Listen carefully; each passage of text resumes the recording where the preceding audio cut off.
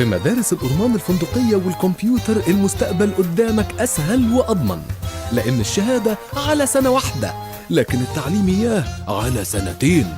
في مدارس الأورمان الفندقية مفيش دروس خصوصية، لكن في اللي بالي بالك ما تتوصاش هيلاقوها منين ولا منين. الدراسة في الأورمان الفندقية معظمها عملي وبسيط ما فيهاش أي تعقيد. أما يا أدبي وهاتك يا حفظ يا علمي ويا عالم.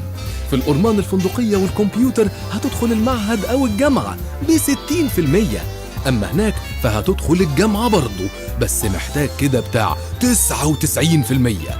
في الأورمان الفندقية الوظيفة مستنية، هتخلص دراستك وتتعين على طول والمستقبل واضح قدامك.